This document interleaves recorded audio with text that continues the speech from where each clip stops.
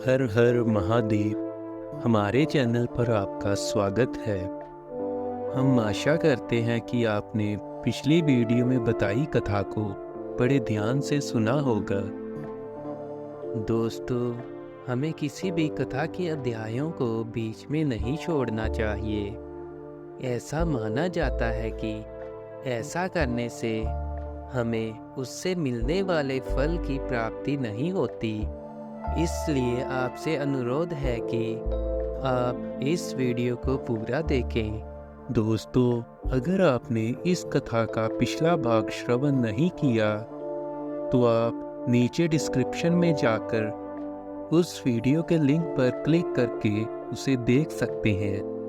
तो दोस्तों, अब हम आगे की कथा श्रवण करते हैं। श्री रुद्र संहिता द्वितीय खंड 18वां अध्याय, शिव और सती का विवाह। ब्रह्मा जी बोले, नारद, जब मैं कैलाश पर्वत पर भगवान शिव को प्रजापति दक्ष की स्वीकृति की सूचना देने पहुंचा तो वे उत्सुकता पूर्वक मेरी ही प्रतीक्षा कर रहे थे। तब मैंने महादेव जी से कहा, हे भगवान, दक्ष ने कहा है कि वे अपनी पुत्री सती का विवाह भगवान शिव से करने को तैयार हैं, क्योंकि सती का जन्म महादेव जी के लिए ही हुआ है। ये विवाह होने पर उन्हें सबसे अधिक प्रसन्नता होगी। उनकी पुत्री सती ने महादेव जी को पति रूप में प्राप्त करने हेतु ही उनकी घोर तपस्या की है। उन्हें इस बात की भी खुशी है कि मैं स्वयं आपकी आज्ञा से उनकी पुत्री के लिए आपका अर्थात भगवान शिव का विवाह प्रस्ताव लेकर वहां गया। उन्होंने कहा, हे पितामह, उनसे कहिए कि वे शुभ लग्न और मुहूर्त में अपनी बारात लेकर स्वयं आएं। मैं अपनी पुत्री का कन्यादान सहर्ष महादेव जी को कर दूंगा। हे भगवान, दक्ष ने मुझसे ये बात कही है, इसलिए आप शुभ मुहूर्त देकर शीघ्र ही उनके घर चलें और देवी सती का वरण करें। हे नारद, मेरे ऐसे वचन सुनकर शिवजी ने कहा, हे संसार की सृष्टि करने वाले ब्रह्मा जी, मैं तुम्हारे और नारद जी के साथ ही प्रजापति दक्ष के घर चलूंगा।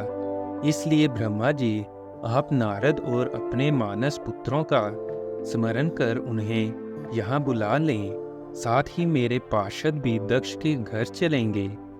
नारद, तब भगवान शिव की आज्ञा पाकर मैंने तुम्हारा और अपने अन्य मानस पुत्रों का स्मरण किया। उन तक मेरा संदेश पहुँचते ही वे तुरंत कैलाश पर्वत पर उपस्थित हो गए। उन्होंने हर्षित मन से महादेव जी को और मुझे प्रणाम किया। तत्पश्चात शिवजी ने भगवान श्री हरि विष्णु का स्मरण किया। भगवान विष्णु देवी लक्ष्मी के साथ अपने विमान गरुड़ पर बैठ वहां आ गए। चैत्र मास के शुक्ल पक्ष की त्रयोदशी तिथि में रविवार को पूर्व फाल्गुनी नक्षत्र में त्रिलोकीनाथ भगवान शिव की बारात धूमधाम से कैलाश पर्वत से निकली। उनकी बारात में मैं, देवी सरस्वती, विष्णु जी, देवी लक्ष्मी, सभी देवी देवता, मुनि और शिवगण आनंद मगन होकर चल रहे थे। रास्ते में खूब उत्सव हो रहा था।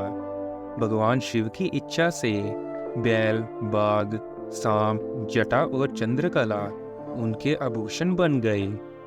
भगवान स्वयं नंदी पर सवार होकर प्रजापति दक्ष के घर पहुंचे। द्वार पर भगवान शिव की बारात देखकर सभी हर्ष से फूले नहीं समा रहे थे। प्रजापति दक्ष ने विधि पूर्वक भगवान शिव की पूजा अर्चना की। उन्होंने सभी देवताओं का खूब आदर सत्कार किया तथा उन्हें घर के अंदर ले गए। दक्ष ने भगवान शिव को उत्तम आसन पर बिठाया और हम सभी देवताओं को और ऋषि मुनियों को भी यथा योग्य स्थान दिया। सभी का भक्ति पूर्वक पूजन किया। तत्पश्चात दक्ष ने मुझसे प्रार्थना की कि मैं ही विवाहिक कार्य को संपन्न कराऊं। मैंने दक्ष की प्रार्थना को स्वीकार किया और वैवाहिक कार्य कराने लगा। शुभ लग्न और शुभ मुहूर्त देखकर प्रजापति दक्ष ने अपनी पुत्री सती का हाथ भगवान शिव के हाथों में सौंप दिया और विधि विधान से पानी ग्रहण संस्कार संपन्न कराया। उस समय वहाँ बहुत बड़ा उत्सव हुआ और नाच गाना भी हुआ। सभी आनंद मग्न थे। हम सभी देवी देवताओं ने भगवान शिव और देवी सती की बहुत स्तुति की और उन्हें भक्ति पूर्वक प्रणाम किया। भगवान शिव और सती का विवाह हो जाने पर उनके माता पिता बहुत प्रसन्न हुए और महादेव जी को अपनी कन्या का दान कर प्रजापति दक्ष कृतार्थ हो गए। महेश्वर का विवाह होने पर पूरा संसार मंगल उत्सव मनाने लगा। 19वां अध्याय, ब्रह्मा और विष्णु द्वारा शिव की स्तुति करना। ब्रह्मा जी कहते हैं, नारद, कन्या दान करके दक्ष ने भगवान शिव को अनेक उपहार प्रदान किए। उन्होंने सभी ब्राह्मणों को भी दान दक्षिणा दी।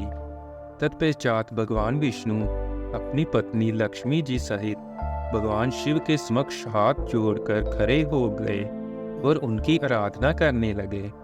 वे बोले, हे दया सागर महादेव जी, आप संपूर्ण जगत के पिता हैं और देवी सती सबकी माता हैं। भगवान, आप दोनों ही अपने भक्तों की रक्षा के लिए और दुष्टों का नाश करने के लिए अनेक अवतार धारण करते हैं। इस प्रकार उन्होंने शिव सती की बहुत स्तुति की। नारद, मैं उनके पास आकर विधि के अनुसार फेरे कराने लगा। ब्राह्मणों की आज्ञा और मेरे सहयोग से सती और भगवान शिव ने विधि पूर्वक अग्नि के फेरे लिए। उस समय वहाँ बहुत अद्भुत उत्सव किया जा रहा था। वहाँ विभिन्न प्रकार के बाजे और शहनाइयाँ बज रही थीं। स्त्रियाँ मंगल गीत गा रही थीं और खुशी से सभी नृत्य कर रहे थे। तत्पश्चात भगवान विष्णु बोले, सदाशिव, आप संपूर्ण प्रकृति के रचयिता हैं। आपका स्वरूप ज्योतिर्मय है। ब्रह्मा जी, मैं और रुद्रदेव आपके ही रूप हैं।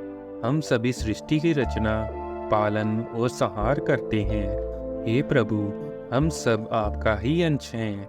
प्रभु, आप आकाश के समान सर्वव्यापी और ज्योतिर्मय हैं। जिस प्रकार हाथ, कान, नाक, मुंह, सिर आदि शरीर के विभिन्न रूप हैं, उसी प्रकार हम सब भी आपके शरीर के ही अंग हैं। आप निर्गुण निराकार हैं। समस्त दिशाएं आपकी मंगल कथा कहती हैं। सभी देवी देवता और ऋषि मुनि आपके ही चरणों की वंदना करते हैं। आपकी महिमा का वर्णन करने में मैं असमर्थ हूँ। भगवान, यदि हम सबसे कुछ गलती हो गई हो तो कृपया उसे क्षमा करें और प्रसन्न हों। ब्रह्मा जी बोले, इस प्रकार श्री हरि ने भगवान शिव की बहुत स्तुति की। उनकी स्तुति सुनकर भगवान शिव बहुत प्रसन्न हुए। विवाह की सभी रीतियों के पूर्ण होने पर हम सभी ने महादेव जी एवं देवी सती को बधाइयाँ दी तथा उनसे प्रार्थना की कि वे अपनी कृपा दृष्टि सदैव सभी पर बनाए रखें, वे जगत का कल्याण करें।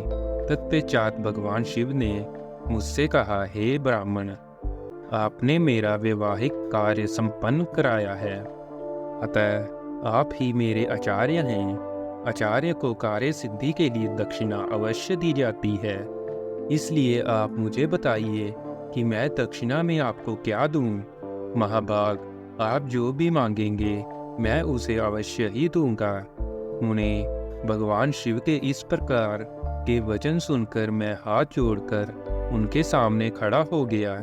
मैंने उन्हें प्रणाम करके कहा, हे देवेश, यदि आप मुझे अपना आचार्य मानकर कोई वर देना चाहते हैं तो मैं आपसे ये वर मांगता हूँ कि आप सदा इसी रूप में इसी वेदी पर विराजमान रहकर अपने भक्तों को दर्शन दें। इस स्थान पर आपके दर्शन करने से सभी पापियों के पाप धुल जाएं। आपके यहाँ विराजमान होने से मुझे आपका साथ प्राप्त हो जाएगा। मैं इसी वेदी के पास आश्रम बनाकर यहाँ निवास करूँगा और तपस्या करूँगा। हे प्रभु, मेरी यही इच्छा है। चैत्र मास के शुक्ल पक्ष की त्रयोदशी को पूर्व फाल्गुनी नक्षत्र में रविवार के दिन जो भी मनुष्य भक्ति भाव से आपका दर्शन करे, उसके सभी पाप नष्ट हो जाएं, रोगी मनुष्य के सभी रोग दूर हो जाएं। इस दिन आपका दर्शन कर मनुष्य जिस इच्छा को आपके सामने व्यक्त करे, उसे आप तुरंत पूरा करें। हे प्रभु, आप इस दिन सभी को मनोवांछित वर प्रदान करें। भगवान, यही वरदान मैं आपसे मांगता हूँ। मेरी ये बात सुनकर भगवान शिव बहुत प्रसन्न हुए। वे बोले, हे ब्रह्मा, मैं आपकी इच्छा अवश्य ही पूरी करूँगा। तुम्हारे वर के अनुसार मैं देवी सती सहित इस वेदी पर विराजमान रहूँगा। ये कहकर भगवान शिव देवी सती के साथ मूर्ति रूप में प्रकट होकर वेदी के मध्य भाग में विराजमान हो गए। इस प्रकार मेरी इच्छा को पूरा कर जगत के हित के लिए प्रभु शिव वेदी पर अंश रूप में विराजमान हुए। 20वां अध्याय। शिव सती का विदा होकर कैलाश जाना। ब्रह्मा जी बोले, हे महामुनि नारद, मुझे मेरा मनोवांछित वरदान देने के पश्चात भगवान शिव अपनी पत्नी देवी सती को साथ लेकर अपने निवास स्थान कैलाश पर्वत पर जाने के लिए तैयार हुए। तब अपनी बेटी सती व दामाद भगवान शिव को विदा करते समय प्रजापति दक्ष ने अपने हाथ जोड़कर और मस्तक झुकाकर महादेव जी की भक्ति पूर्वक स्तुति की। साथ ही श्री हरि सहित सभी देवी देवताओं और ऋषि मुनियों ने हर्ष से प्रभु का जय जयकार किया। भगवान शिव ने अपने ससुर प्रजापति दक्ष से आज्ञा लेकर अपनी पत्नी को अपनी सवारी नंदी पर बैठाया और स्वयं भी उस पर बैठकर कैलाश पर्वत की ओर चले गए। उस समय वृषभ पर बैठे भगवान शिव व सती की शोभा देखते ही बनती थी। उनका रूप मनोहारी था। सब मंत्र मुग्ध होकर उन दोनों को जाते हुए देख रहे थे। प्रजापति दक्ष और उनकी पत्नी अपनी बेटी व दामाद के अनोखे रूप पर मोहित हो उन्हें एकटक देख रहे थे। उनकी विदाई पर चारों ओर मंगल गीत गाए जा रहे थे। विभिन्न वाद्य यंत्र बज रहे थे। सभी बराती शिव के कल्याणमय उज्जवल यश का गान करते हुए उनके पीछे पीछे चलने लगे। भगवान शिव देवी सती के साथ अपने निवास कैलाश पर पहुँचे। सभी देवता सहित मैं और विष्णु जी भी कैलाश पर्वत पर पहुँचे। भगवान शिव ने उपस्थित सभी देवी देवताओं और ऋषि मुनियों का हृदय से धन्यवाद किया। भगवान शिव ने सभी को सम्मान पूर्वक विदा किया। तब सभी देवताओं ने उनकी स्तुति की और प्रसन्नता पूर्वक अपने अपने धाम को चले गए। तत्पश्चात भगवान शिव और देवी सती सुखपूर्वक अपने वैवाहिक जीवन का आनंद उठाने लगे। सूत जी कहते हैं, हे मुनियों, मैंने तुम्हें भगवान शिव के शुभ विवाह की पुण्य कथा सुनाई है। भगवान शिव का विवाह कब और किससे हुआ, वे विवाह के लिए कैसे तैयार हुए, इस प्रकार मैंने सभी प्रसंगों का वर्णन तुमसे किया है। विवाह के समय यज्ञ अथवा किसी भी शुभ कार्य के आरंभ में भगवान शिव का पूजन करने के पश्चात इस कथा को जो सुनता अथवा पढ़ता है, उसका कार्य या वैवाहिक आयोजन बिना विघ्न और बाधाओं के पूरा होता है। इस कथा के श्रवण से सभी शुभ कार्य निर्विघ्न पूर्ण होते हैं। इस अमृतमय कथा को सुनकर जिस कन्या का विवाह होता है, वह सुख, सौभाग्य, सुशीलता और सदाचार आदि सद्गुणों से युक्त हो जाती है। भगवान शिव की कृपा से पुत्रवती भी होती है। 21वां अध्याय। शिव सती विहार। नारद जी ने पूछा, हे पितामह ब्रह्मा जी, शिव जी के विवाह के पश्चात सभी पधारे देवी देवताओं और ऋषि मुनियों सहित श्री हरि और आपको विदा करने के पश्चात क्या हुआ? हे प्रभु, इससे आगे की कथा का वर्णन भी आप मुझसे करें। यह सुनकर ब्रह्मा जी ने मुस्कुराते हुए कहा, हे महर्षि नारद, सभी उपस्थित देवताओं और विवाहोपरांत भगवान शिव और देवी सती ने प्रसन्नतापूर्वक विदा कर दिया। तत्पश्चात देवी सती ने सभी शिव गणों को भी कुछ समय के लिए कैलाश पर्वत से जाने की आज्ञा प्रदान की। सभी शिव गणों ने महादेव जी को प्रणाम कर उनकी स्तुति की। तत्पश्चात उन्होंने भगवान शंकर से वहां से जाने की आज्ञा मांगी। आज्ञा देते हुए महादेव जी ने कहा, जाए, लेकिन मेरे स्मरण करने पर आप सभी तुरंत मेरे समक्ष उपस्थित हो जाएं। तब नंदी समेत सभी गण वहां भगवान शिव और देवी सती को अकेला छोड़कर कुछ समय के लिए कैलाश पर्वत से चले गए। अब कैलाश पर्वत पर भगवान शिव सती के साथ अकेले थे। देवी सती भगवान शिव को पति रूप में प्राप्त कर बहुत खुश थीं। बहुत कठिन तप के उपरांत ही उन्हें भगवान शिव का सानिध्य मिल पाया था। ये सोचकर बहुत रोमांचित थीं। उधर देवी सती के अनुपम सौंदर्य को देखकर शिवजी भी मोहित हो चुके थे। वे भी देवी सती का साथ पाकर अपने को धन्य समझ रहे थे। एकांत पाकर शिवजी अपनी पत्नी सती के साथ कैलाश पर्वत के शिखर पर रमण करने लगे। 22वां अध्याय शिव सती का हिमालय गमन। कैलाश पर्वत पर श्री शिव और दक्ष कन्या सती के विविध विहारों का विस्तार से वर्णन करने के बाद ब्रह्मा जी ने कहा, नारद, एक दिन की बात है कि देवी सती भगवान शिव को प्रेम पूर्वक प्रणाम करके दोनों हाथ जोड़कर खड़ी हो गई। उन्हें चुपचाप खड़े देखकर भगवान शिव समझ गए कि देवी सती के मन में कुछ बात अवश्य है जिसे वह कहना चाह रही हैं। तब उन्होंने मुस्कुराकर देवी सती से पूछा कि हे प्राण वत्सला, कहिए आप क्या कहना चाहती है। यह सुनकर देवी सती बोली, हे भगवान, वर्षा ऋतु आ गई है। चारों ओर का वातावरण सुंदर व मनोहारी हो गया है। हे देवादिदेव, मैं चाहती हूँ कि उस समय हम कैलाश पर्वत से दूर पृथ्वी पर या हिमालय पर्वत पर जाकर रहें। वर्षा काल के लिए हम किसी योग्य स्थान पर चले जाएं और कुछ समय वहीं निवास करें। देवी सती की यह प्रार्थना सुनकर भगवान शिव हंसने लगे। हंसते हुए ही उन्होंने अपनी पत्नी सती से कहा कि प्रिय, जहाँ पर मैं निवास करता हूँ वहाँ पर मेरी इच्छा के विरुद्ध कोई भी आ जा नहीं सकता है। मेघ भी मेरी आज्ञा के बिना कैलाश पर्वत की ओर कभी नहीं आएंगे।